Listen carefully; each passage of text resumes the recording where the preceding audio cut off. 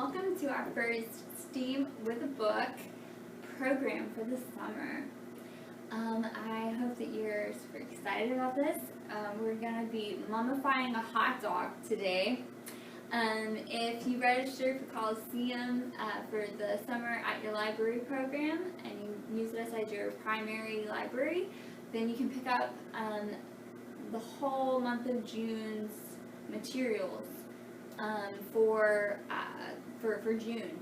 So you can pick up, the preschoolers can pick up the story time stuff, and y'all can pick up, the elementary can pick up the STEAM materials, like today.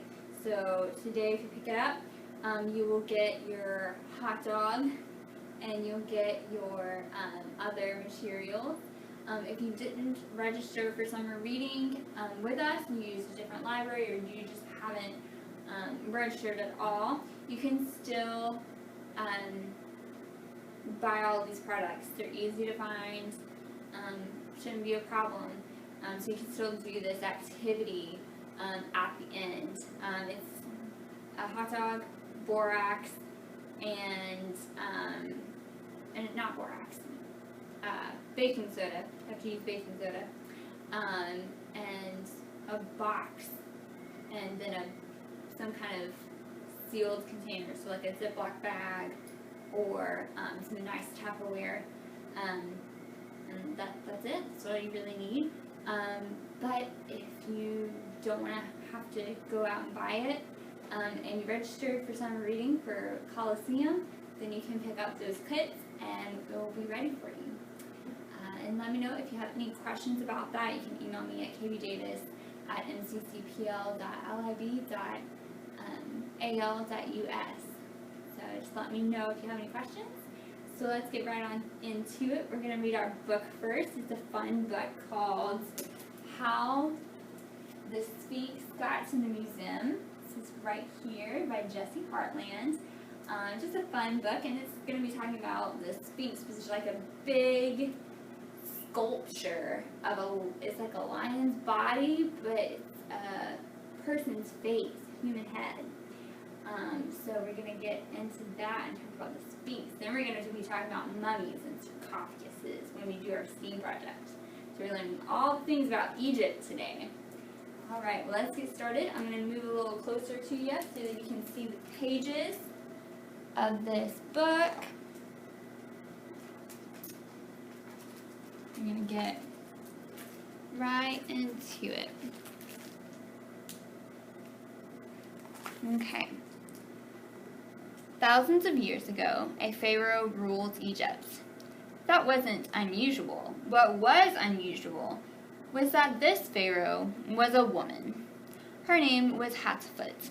Many monuments and pieces of art were created in her honor. There were statues, smooth and massive, obelisks 100 feet tall, vessels and vases made of stone, bead-laden gold jewelry, an enormous temple built in Thebes. Best of all, carved stone sphinxes, medium, large, and huge, stood guard in front of her temple. A sphinx is a statue of a lion's body, but with a human head. After Hatshepsut died, all of the beautiful artwork, including the sphinxes, was broken to bits and tossed into a pit left for thousands of years. Amazingly, the museum has one of those sphinxes, and we are about to see it.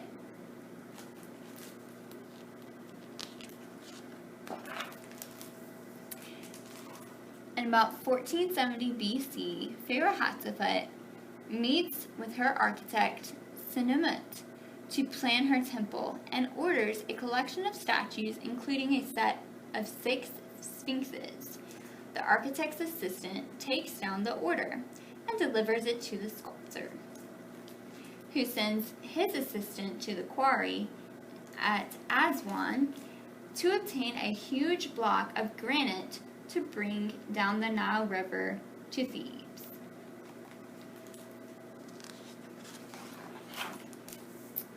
Here's the sculptor, working with mallets and chisels, carving the granite sphinx that was ordered by the pharaoh Hatshepsut.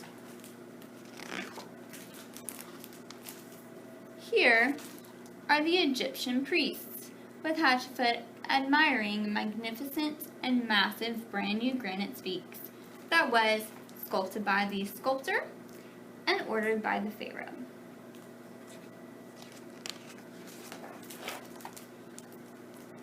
Here is Hatshepsut's stepson, Thutmose III, who becomes sole pharaoh after she dies. Trying to erase all trace of Hatshepsut, he orders his workmen to hack and chop and destroy the statues of sandstone, limestone, and granite, and even the Sphinx that was admired by the priests, carved from granite by the sculptor, ordered by the pharaoh, and left undiscovered for centuries.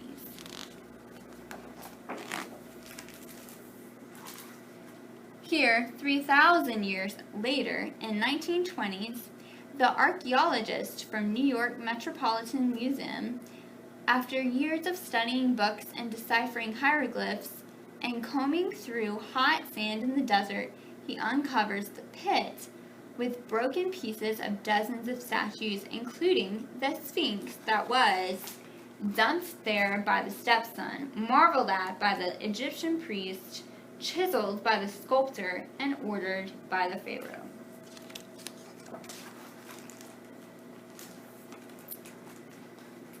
Here's an agent from Egypt's Department of Antiquities, which supervises the ancient site and decides the Metropolitan Museum will receive several statues, including partially put together Sphinx that was found by the archaeologist, smashed and cracked by the stepson, hailed by the Egyptian priest, made by the sculptor, and ordered by the pharaoh.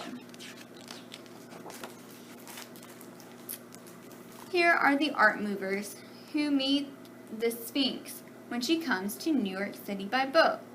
They are also carefully load, cushion, and secure the statue in 13 boxes of pieces in their truck.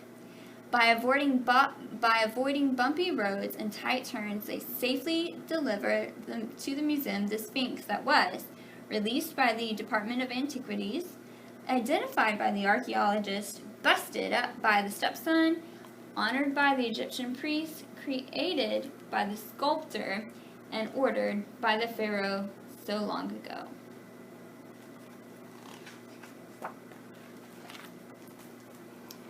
Here's the Metropolitan Museum's curator, who knows a lot about ancient Egypt.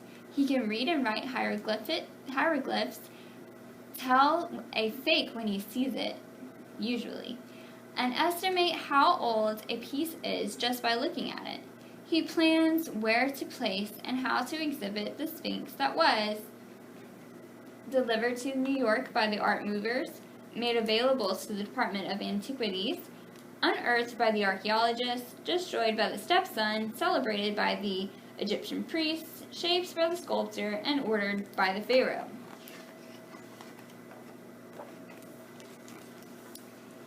Here are the museum's conservators, who, with the help from the curator, finished putting together the hundreds of broken fragments and fill in with plaster the many gaps and holes.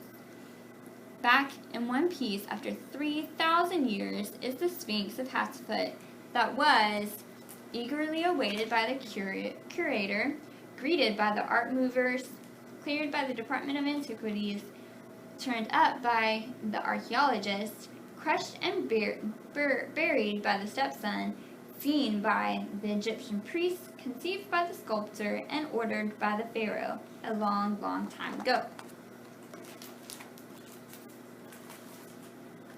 Here are the museum's riggers, who operate the heavy equipment needed to haul to the floor the partially restored 7-ton Sphinx that was put together by the conservators, researched by the curator, secured by the art movers, supervised by the Department of Antiquities, found in a pit by the archaeologist, left to be forgotten by the stepson, observed by the Egyptian priests, produced by the sculptor, and ordered by the pharaoh.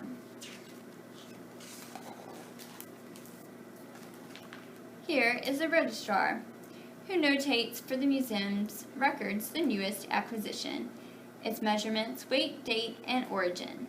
Using red oil paint and a teeny tiny brush, he paints the official number 31,166 on the Sphinx that was hauled by the riggers, assembled by the conservators, studied by the curator, loaded with care by the art movers, sent on its way by the Department of Antiquities, dug up by the archaeologists, shattered to bits by the stepson, respected by the Egyptian priests, fabricated by the sculptor, and ordered by the pharaoh.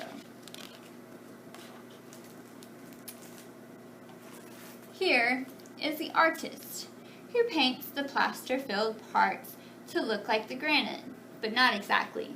It's important to be able to see which parts are real and which have been painted to look real. Almost ready for public viewing is the Sphinx that was minutely numbered by the registrar, positioned just so by the riggers, mended by the conservators, planned for exhibit by the curator, moved to the museum by the art movers, overseen by the Department of Antiquities, brought to light by the archaeologist, demolished by the stepson, gazed at by the Egyptian priest, executed by the sculptor, and ordered by the pharaoh.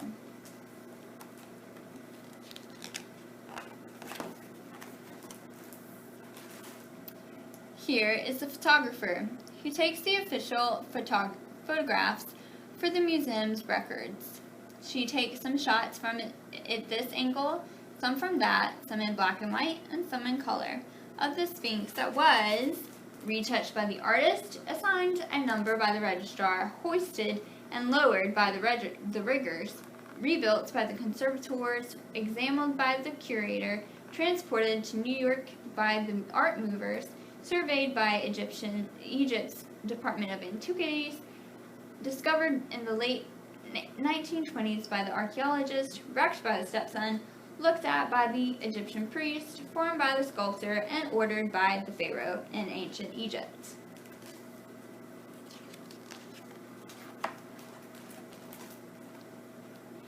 Here is a docent who loves museums, has read all about ancient Egypt, and likes to talk to visitors about the Sphinx that was documented by the photographer, painted and restored by the artist, officially numbered by the registrar, carefully lifted by the riggers, repaired by the conservators, welcomed by the curator, packed and unpacked by the art movers, approved by the Department of Antiquities, uncovered by the archaeologist, broken by the stepson, prized by the Egyptian priest, carved by the sculptor, and ordered by the pharaoh.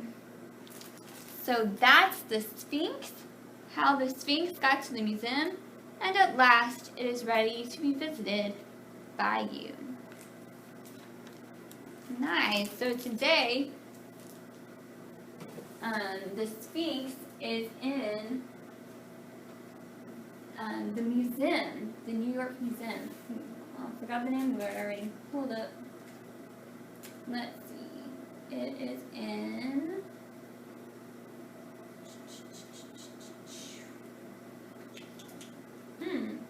well, the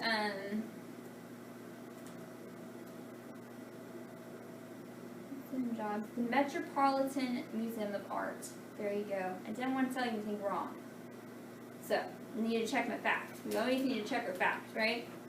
The Sphinx, there was, all of them were destroyed. It's pretty crazy. But, it was found, and they put it all together, and then put it in a museum. But a lot of people had to be involved in that process to get it into the museum so that we can learn about sphinxes today and to see that bit of history. Pretty cool, huh? And now we're going to do something else about Egypt's history and learn some things about that. We're going to learn about mummifying hot dogs. So they mummified their pharaohs. We're going to mummify some hot dogs. Okay, sound cool? Alright, well, let's get started. Okay, so I've got some steps here. If you have got a kit, there's going to be instructions as well, and they're going to be just a little different just because it's all written out instead, but I've just kind of broken them down into easy steps here with pictures, then I'm going to talk about each step, and yeah, so let's get into it. So the first thing that you want to do is you want to take your hot dog and you're going to write down how long it is and how wide it is, okay? That's what you want to do first. And then you're going to take you need some gauze. It's another thing that you need is gauze. And you're going to wrap your hot dog in the gauze. Then you're going to put your hot dog on top of baking soda, an inch of baking soda, and then you're going to cover it an inch with baking soda. So there's at least going to be 2 inches, one above and one below, and then the middle part where the hot dog is. So you want to do that, and then you're going to write the date and time that you put your hot dog in baking soda, and then you've begun the process of mummifying your hot dog. And so after you've mummified your hot dog, or you've done all that, you wait a week, about a week, and then you check on your hot dog, and then you write down the inches on that as well, and then you put the date on that, and then you check it in another week, and you do the same thing, and then you check it in 6 weeks, and see how different your hot dog is. Pretty cool. And just see, is it like bigger, is it smaller, what the color looks like, what it smells like. You just check all these different things, and see what happens during the mummification process. And that's what they did back in Egypt when a person died, and they would have like these great big tombs, and they would have all these riches and different things in their tombs, and then they would mummify their pharaohs, and so that they wouldn't smell and different things. Okay, so I'm going to show you our hot dog. We did 2 hot dogs because we did one I've already looked at this hot dog, but we did one in some Tupperware, and then we did one in a baggie. So we just want to kind of see the difference in that. So I'm going to pull that hot dog out in a little while and show you how to check your hot dog. But before you go into mummifying your hot dog, you can do one more thing. You can build it a sarcophagus. Okay, that's what you put mummies inside of. Okay, so we've got 2 sarcophaguses here for you. It's a shoebox, and it has like a lid that you can pull up and down like this. And we just covered it in brown paper, and then put some cool jewels on it right here. One of our library staff, she made a little hieroglyphic symbol here. Pretty cool, right? And then the same thing, and you'll get a chart of hieroglyphics and what they mean as well. Or you can just look them up online as well. And then you have our second box here. Open this up. And so we have the date written in here that we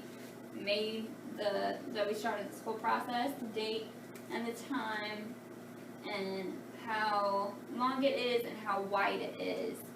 So this one was 5 inches and 2.5 inches wide. 5 inches long, 2.5 inches wide. So we're going to measure it and see if it changed in like a week. And then we wrote down that it was bright red, and that it was a chicken hot dog. So this one is chicken. In case you decide to do turkey or pig. You can also modify apples or bananas. Try something different like that. You could try a veggie hot dog and just see what happens and the different things that happen to these items. Okay, so I'm going to show you a little bit of how we made this sarcophagus. Okay, so we took some brown paper, and if you have kids, we put some brown paper in your kids' for you. And then we did not provide the boxes. You're going to have to find a shoebox or something like that. We covered in brown paper, like we did here. And then you just put your jewels, or stickers, or you can use markers, any kind of art that you want to put on your sarcophagus. They always had very elaborate designs on their sarcophaguses. So yeah, that's it. Alright, well let's see how much these, alright, let's see, what does he look like? Okay, so let's get him out of his gauze. You can also see what it smells like and stuff like that. To me, it just smells like a hot dog still. But you can try that as well. You know, maybe it smells stronger. This is what the other one looks like.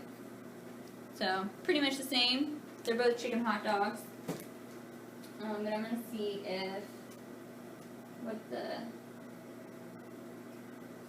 size is on this hot dog. Okay, so it started out being 5 inches long and 2.5 inches wide. Okay, so let's see. Let's see if it changed. Okay, so we're going to take our string, and I'm going to throw away the string when we're done with this, because I'm going to clean this tail off. I'm going to have the hot dog everywhere. Oh my. Okay, so we're taking the string, we're going to measure using the string. Okay, put our hot dog back. Okay. Coming over to my ruler on the table. And this one is less than 5 inches. Let's see. See, it's almost exactly 5 inches. I think it's probably 4 3/4 of an inch. I mean, 4 3/4 of an inch. Did I say that? I don't know. Okay, so it's 3. So today we're going to write today's date. 6/11/20. I'm going to write 4 3/4 long. Okay, and let's see if it got what the width got shorter. Let's see. Okay.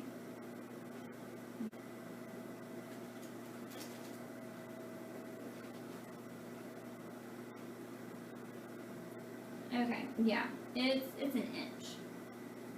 It's an inch. Okay, so I'm gonna write down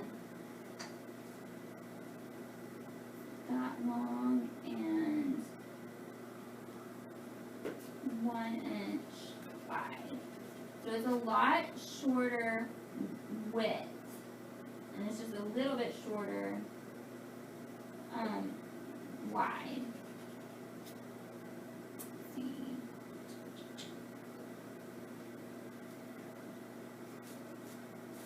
Okay. So just a little bit shorter, but the width of the hot dog is a lot smaller. It's like half the width that it was before. Pretty cool. So we're already seeing a big difference. So it went from bright red to dark, and then it shrunk in diameter and width. It shrunk about half its size. Yeah, over half its size. Pretty crazy, because it was 2.5 and now it's 2.5 inches, now it's 1 inch. So big difference, and it's only been a week. So we're going to check it next week, and then we're going to check it in 6 weeks, and we'll update you on Facebook with those, and we want to know about your experiment. So let us know what your experiment ends up turning into, and what your experience is, and what you're seeing, and how much shorter it's getting, how much thinner it's getting, color difference, all that. And we want to see what your sarcophagus design is too. So either email me, or you can post it in the comments in this post. Alright, well, I'm going to go wash my hands, and I will see y'all next week.